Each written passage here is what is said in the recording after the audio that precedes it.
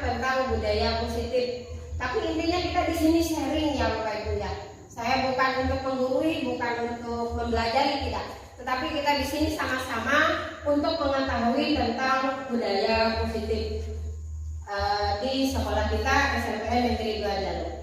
Nah, latar belakang dari budaya positif tersebut adalah untuk mendukung dan menciptakan pembelajaran yang kondusif, karena dengan suasana positif murid dan guru akan menemukan kondisi pembelajaran yang menyenangkan.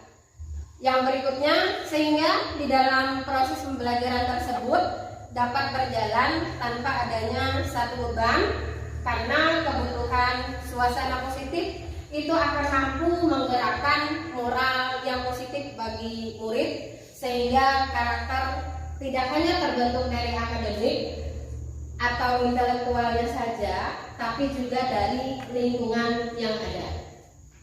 Budaya positif itu adalah nilai, keyakinan, dan kebiasaan di sekolah kita yang berpihak pada murid, agar dapat berkembang menjadi pribadi yang kritis, penuh hormat, dan bertanggung jawab.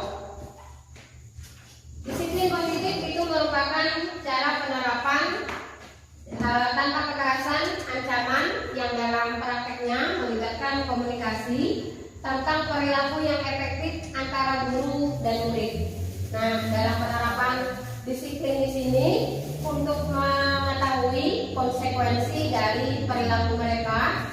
Selain itu, disiplin positif itu mengajarkan murid untuk bertanggung jawab dan rasa hormat dalam berinteraksi dengan lingkungan. Jadi disiplin merupakan disiplin yang tujuannya untuk menumbuhkan kesadaran serta memperdayakan murid untuk melakukan sesuatu tanpa sungguhan, ancaman, dan hukuman. Disiplin positif itu melahirkan nilai-nilai kebajikan yang ada di dalam profil pelajar Pancasila. Yang pertama yaitu beriman, bertakwa terhadap Tuhan Yang Maha Esa, dan berakhlak mulia. Yang kedua, berkebenekaan global. Yang ketiga, gotong royong, mandiri, bernalar kritis, dan kreatif. Nah, di sini kemarin saya di kelas 8 membuat kesepakatan kelas supaya di kelas 8 itu bisa untuk melaksanakannya. Pertama di situ adalah ketepatan waktu untuk datang ke sekolah. Yang berikutnya itu adalah tentang kebersihan lingkungan, kerapian pakaian yang mereka pakai. Setelah itu mereka mandiri bertanggung jawab dengan lingkungan sekolah yang ada di SMPN Negeri 2 Jalur.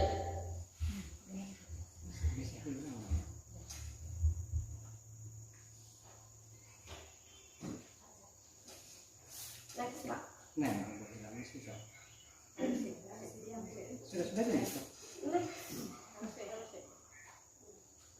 Selanjutnya di dalam budaya positif di sini adalah kebutuhan dasar itu adalah tentang murid ya. Pertama di situ kebutuhan untuk bertahan hidup. Maksudnya bertahan hidup itu bahwa siswa ini mungkin dari jam pagi dia belum sarapan ya. Nah di situ mereka menginginkan, ayo Bu kita udah selesai waktunya gitu. Saya mau sarapan pagi. Nah di situ yang dikatakan untuk bisa bertahan hidup di sini atau survival. Yang kedua kasih sayang dan rasa diterima. Maksudnya bagaimana mereka itu bisa kita sayangi atau kita terima dengan keadaan mereka yang sedemikian adanya. Yang ketiga itu penguasaan. Penguasaan adalah dari siswa kita yang merasa punya nilai tinggi. Nah di situ mereka ingin juga dikatakan saya dapat ranking nih, ada nggak penilaian dari Dewan Guru? Yang keempat adalah kebebasan. Kebebasan itu mereka adalah menyangkut dengan kesenangan juga. Jadi yang namanya kebebasan, siswa itu juga mereka menginginkan bahwa dinasehati ditegur oleh guru tidak jadi masalah. Tetapi di situ mereka juga pengennya, oh saya ini dengan guru ini menyenangkan. gitu. Nah itu juga sudah merasa bebas. Yang berikutnya itu adalah tentang guru. Bagaimana posisi kontrol seorang guru untuk yang 5 kebutuhan dasar siswa-siswi kita itu bisa kita penuhi. Yang pertama di situ adalah penghukum. Penghukum itu kita sebagai dewan guru biasanya kalau siswa atau murid kita itu punya salah langsung, misalnya terlambat sekolah, kamu harus keliling lapangan dulu 5 kali, 10 kali kayak gitu. Nah itu yang dikatakan dengan penghukum. Yang kedua di sini adalah perasa bersalah. Perasa bersalah di situ adalah seorang guru mengatakan kepada anak didiknya, kamu hari ini terlambat. Setelahnya kamu apalagi nih? Kayak gitu. Ibaratnya apa ya? Mengintimidasi anak didik. Kayak gitu. Jadi bukan memberikan solusi, misalnya kita lulus dulu gitu. Nanti ke masalah yang intinya. Yang berikutnya itu adalah tentang teman. Bagaimana dewan guru ini menjadi di posisi kontrol itu sebagai teman. Sebagai teman berarti dia merasa nyaman dengan dewan guru apabila mereka melakukan dari keyakinan kelas tadi yang mereka tidak taati. Gitu. Yang keempat adalah tentang pemantau. Di sini dewan guru hanya melihat atau memantau dari siswa ada yang mengalami atau mereka melakukan kesalahan, hanya dipantau saja atau hanya dilihat dari kejauhan. Nah, yang berikutnya itu adalah posisi kontrol guru sebagai manajer. Manajer itu adalah seorang guru di situ mengelola kesalahan atau dari kasus siswa, tidak langsung mengintimidasi, tetapi dari awal kita melakukan itu dengan contoh satu dengan kata-kata yang lemah lembut. Yang kedua itu kita memberikan dia semangat dulu untuk supaya mereka itu tidak gugup, tidak ragu-ragu apa yang akan mereka ceritakan kepada kita, sehingga mereka yang mengalami yang ada kasus di sekolah sini mereka masih nyaman dengan kita, mereka masih bisa untuk bercerita, saya salahnya ini bu, ini kayak gitu. Nah itu adalah posisi dari manajer gitu. Sampai kita bisa menemukan kesalahan anak didik atau kasus dari anak didik itu, sampai kita bisa mengatasi sama-sama dengan anak didik tersebut. Nah, di situ yang kami lakukan di dalam untuk menjadi manajer di sini adalah pertama di situ menstabilkan identitas. Menstabilkan identitas itu yang saya maksud tadi, tidak mengintimidasi dari murid. Kita misalnya tos dulu deh, atau misalnya salaman dulu. Nah, baru setelah itu kita lakukan validasi tindakan yang salah. Misalnya kita melakukan dengan anak didik validasi tersebut, hari ini kamu terlambat sekolah, kenapa nak? Nah, lalu di situ dia cerita tuh dari restitusi ini tadi. Yang berikutnya baru kita menanyakan keyakinan. Menanyakan keyakinan ini setelah dia mengaku merasa salah, tidak mengulang lagi, lalu dia berjanji kepada dirinya bahwa dia terjadi kehilapan hari ini, untuk hari berikutnya tidak melakukan lagi. Kayak gitu. Nah, ini adalah video saya yang saya temukan dari anak didik kita di kelas 8. Ini tentang keterlambatan datang ke sekolah.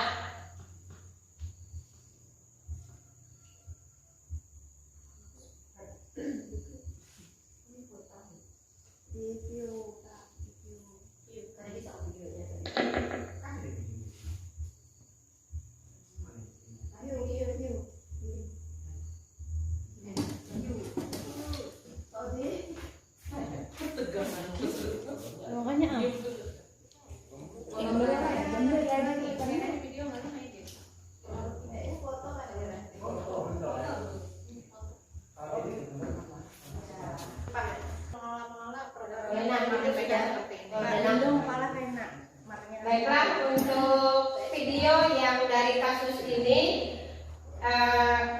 Bapak Ibu sekalian bisa untuk melihat ya, ini yang saya lakukan dengan restitusi 5 posisi kontrol tadi. Saya berada di posisi manajer. Bagaimana di situ saya bisa menanyakan kepada siswa sampai mereka bisa memberikan keyakinan dengan paparan cerita yang mereka tidak buat-buat di situ. Oke, Bapak Ibu, silakan dilihat.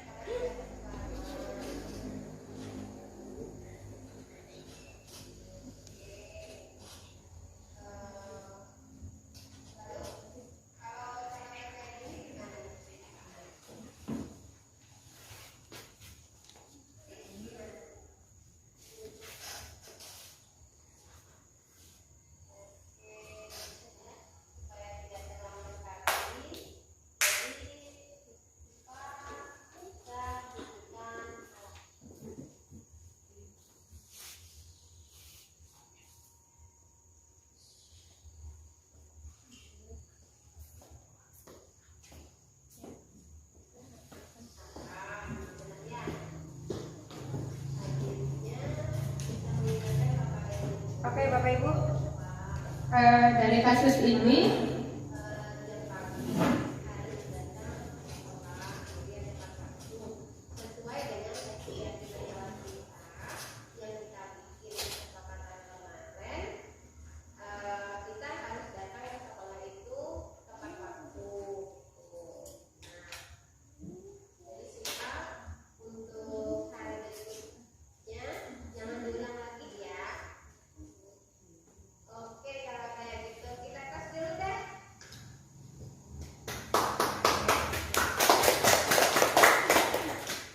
Bapak Ibu sekalian, dari video tadi itulah yang saya temui dan lakukan untuk anak didik kita supaya mereka merasa nyaman dan aman dari kasus mereka yang mereka lakukan kayak gitu. Terima kasih untuk moderator. Baik, itulah pemaparan tentang diseminasi budaya positif. Kepada peserta yang mau mengajukan pertanyaan atau materi yang belum jelas, saya persilahkan untuk 2 orang penanya. Ya, silakan kepada Ibu Marni.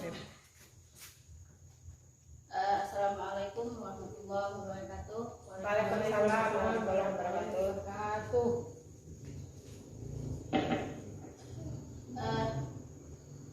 Saya akan bertanya, yaitu bagaimana kalau budaya positif ini belum maksimal hasil yang kita lihat. Mungkin ini saya yang ingin saya tanyakan. Akhirul kalam, assalamualaikum warahmatullahi wabarakatuh. Waalaikumsalam warahmatullahi wabarakatuh. Selanjutnya 1 orang lagi yang mau bertanya, dipersilakan. Ada? Selain bertanya bisa? Boleh menanggapi, boleh menambahkan, boleh juga. Iya. Ya. Sedikit. Ya.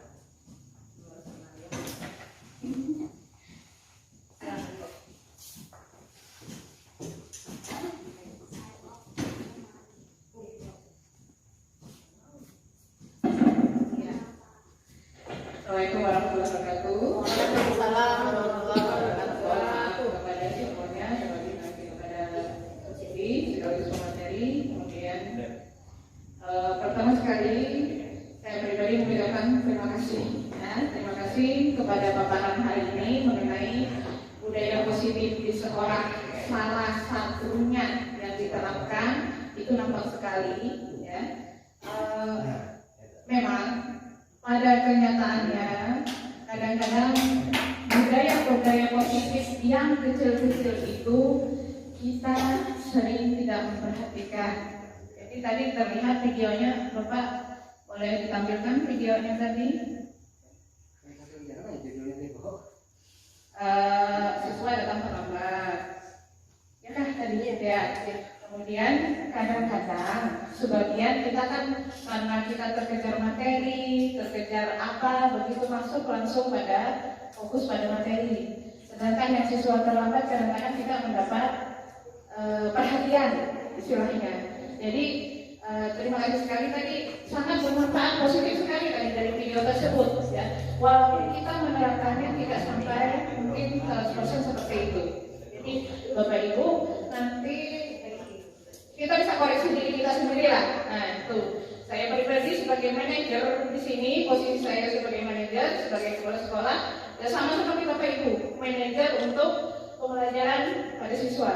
Jadi tadi nampak sekali berupaya sehalus mungkin dengan siswa, walaupun tidak 100%. Itu salah satunya, benar satunya. Tadi kalau salah satunya disilang. Ya. Kalau ada siswa yang terlambat masuk ke kelas Bapak Ibu, perhatian sedikit ya. Kalau misalkan tadi kan secara penumpang kamu kenapa terlambat, itu masih kurang.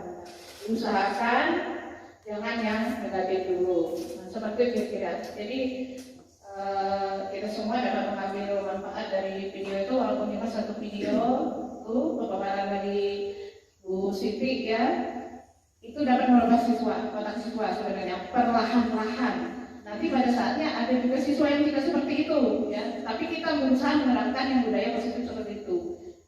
Dan kita sudah menerapkan itu dari sekolah dengan implementasinya secara administrasinya berupa ada catatan buku kasus. Nah itu dicatat itu kemarin ya. Jadi ini masukan saja Bu Siti ya. Nanti kalau misalkan ada siswa yang lebih itu lagi bisa di administrasi bisa di ini namanya videokan lagi, bisa di-sharing lagi dengan kawan-kawan. Karena ini berlaku untuk semua, bukan hanya Bu Siti, tapi semua warga sekolah, termasuk Elisa, termasuk Sri, termasuk itu. Jangan diam saja, semua kalau siswa ada yang terlambat, itu nah, bukan hanya tanggung jawab sekolah, guru, bukan semuanya. Itu kiranya sedikit, bukan pertanyaan, mohon maaf. Ya, terima kasih. Assalamualaikum warahmatullahi wabarakatuh.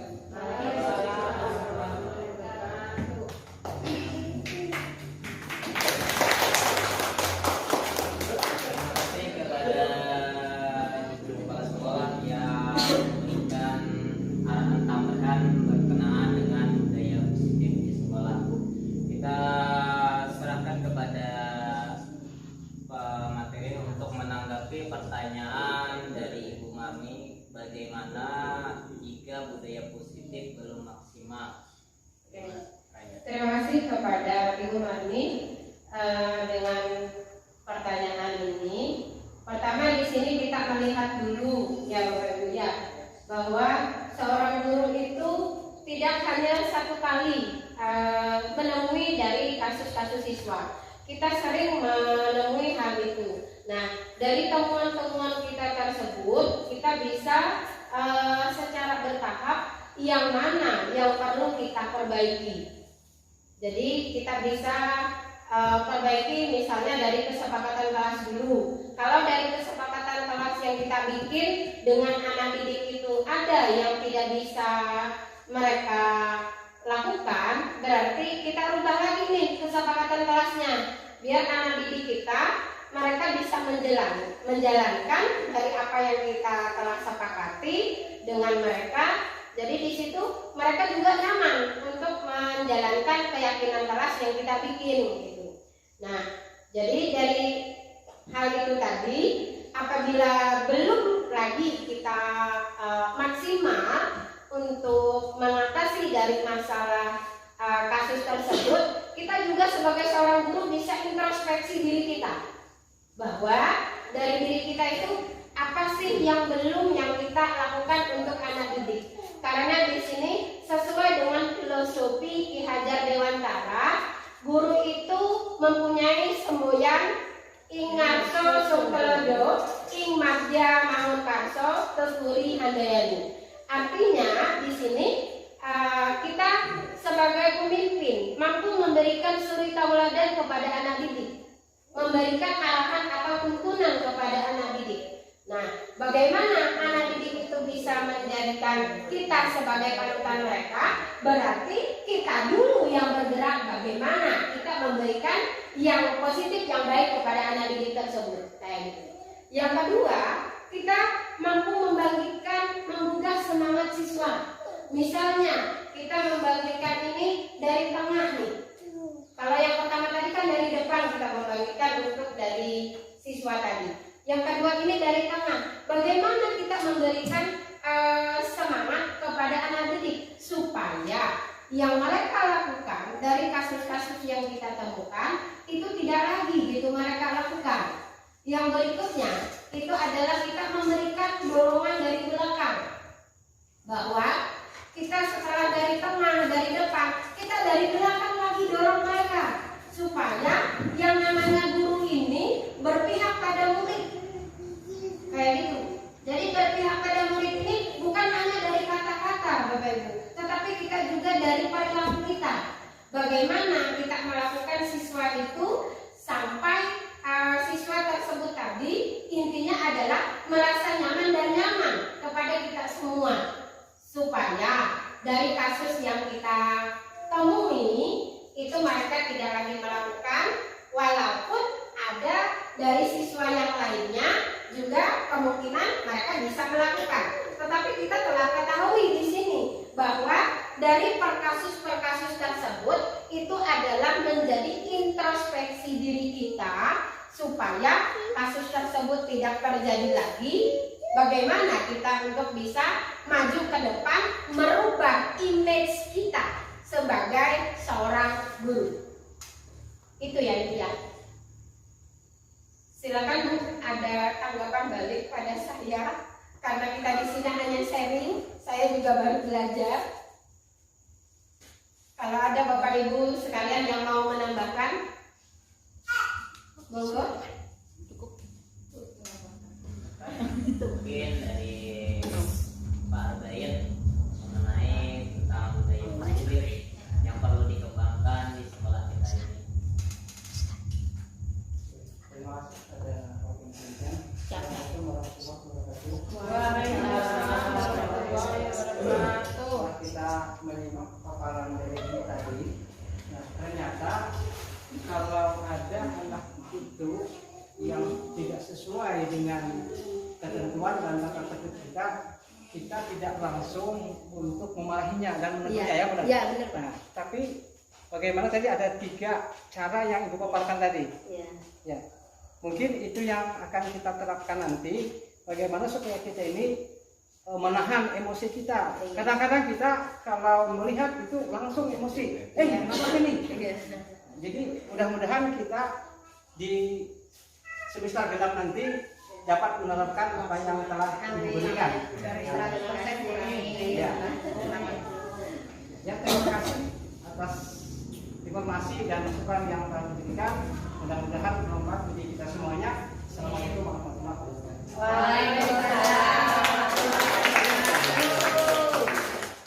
Terima kasih kepada Pak Arbain yang telah menyampaikan tanggapannya. Mungkin dari ibu-ibu ada yang ingin menanggapi, silakan kepada ibu ini. Assalamualaikum warahmatullahi wabarakatuh. Dari tadi yang kita bahas itu dari awal sampai akhir yang dibahas hanya kasus saja ya, tidak positif. Jadi padahal yang kalau kita membahas kasus aja seolah-olah murid kita ini semuanya anak-anak. Padahal dari siswa itu mereka punya banyak bakat yang terpendam yang perlu kita gali, dan itu menjadi PR bagi kita bagaimana memunculkan mereka keluar bakat yang rendah itu kita keluarkan supaya menjadi lebih positif lagi dari yang mengurangi nilai negatif dari siswa anak-anak tadi, kita munculkan supaya menjadi positif dengan prestasi-prestasi dan kegiatan-kegiatan yang positif lainnya. Itu saja yang bisa saya tambahkan. Saya Assalamualaikum warahmatullahi wabarakatuh.